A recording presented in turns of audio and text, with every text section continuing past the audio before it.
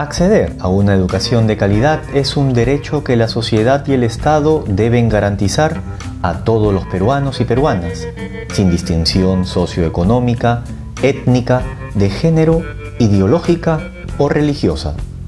Un efectivo ejercicio del derecho a la educación conlleva a que la sociedad y el Estado ofrezcan un servicio educativo que considere las diversas culturas y realidades territoriales que caracterizan al Perú, así como las necesidades que surgen de cada una de las etapas que atraviesan las personas a lo largo de su vida.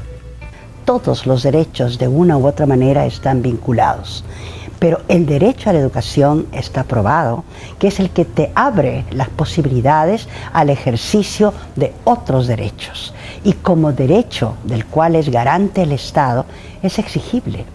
Eso quiere decir que si no lo ejerzo, tengo el derecho de exigir ante la justicia que se cumpla ese derecho. Es importantísimo saber qué debemos entender por derecho a la educación, porque a veces las personas, el común de las gentes, piensa que si se está matriculado en una escuela o en un instituto o en una universidad, se está ejerciendo el derecho. Pero felizmente se ha avanzado en base a las evidencias en el mundo que si no tenemos acceso a una educación de calidad, no podemos decir que estamos ejerciendo el derecho a la educación. El derecho es a una educación de calidad. ¿Y qué significa calidad?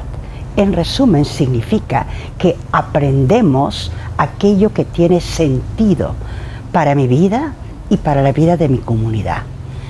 Tener sentido quiere decir también que es pertinente, que es adecuado a lo que yo soy y a dónde quiero ir, a qué tipo de comunidad pertenezco y hacia dónde va el desarrollo de esa comunidad. Entonces, el derecho a la educación debería ser grabado en todo el mundo. Es el derecho a una educación de calidad, con sentido y pertinente.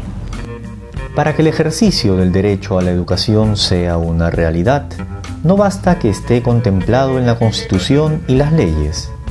La iniciativa y el esfuerzo de las comunidades y los ciudadanos han sido fundamentales para que más peruanas y peruanos accedan a la educación formal, para contar con docentes e infraestructura, para que la educación se realice en su propia lengua.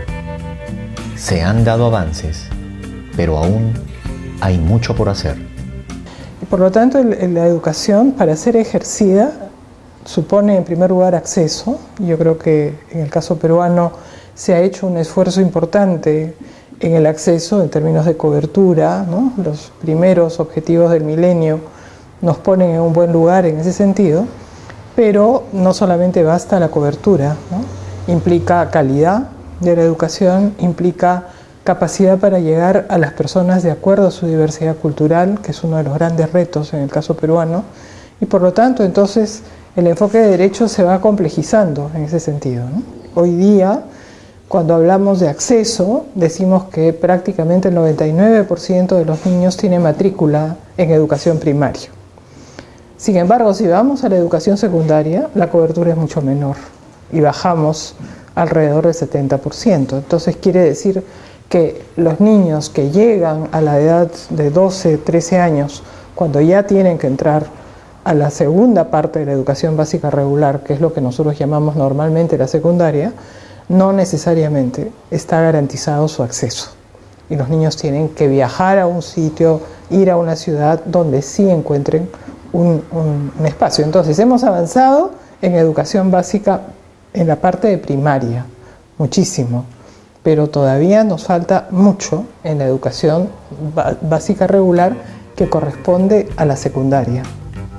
Una educación de calidad requiere de la incorporación de todos los avances que la tecnología nos ofrece.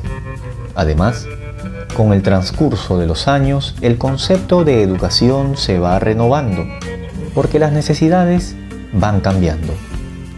En el marco de las Naciones Unidas se aprobó un mandato que consiste en Internet Universality, es decir, Internet universal, que que llegue a todos, que todos se beneficien. Y cuando habla de acceso, pues significa el hecho de que todos podamos gozar de los mismos beneficios. Por ejemplo, en términos de grupos de género, grupos de discapacidad, grupos minoritarios, personas que viven en poblaciones alejadas, lejos de las grandes urbes, personas que tienen lenguajes originarios, es decir, y que ellos también puedan verse beneficiados con el uso de Internet. Acá en el Perú, te debo contar, han habido iniciativas interesantes que ya promueven diversas plataformas digitales en las lenguas originarias. En nuestro país, la realización del derecho a la educación enfrenta viejos y nuevos retos. Aún, muchos niños y jóvenes no acceden a una educación básica de calidad. Muchos jóvenes no terminan sus estudios secundarios debido a la poca pertinencia de los mismos. A la vez, vivimos un tiempo en el que aprender se convierte en una actividad permanente. El Perú requiere de más técnicos y profesionales, y cada vez más personas aspiran a acceder a la educación superior y requieren de alternativas variadas y flexibles que les permitan continuar aprendiendo para hacer realidad sus proyectos personales, ser ciudadanos activos y aportar al desarrollo del país.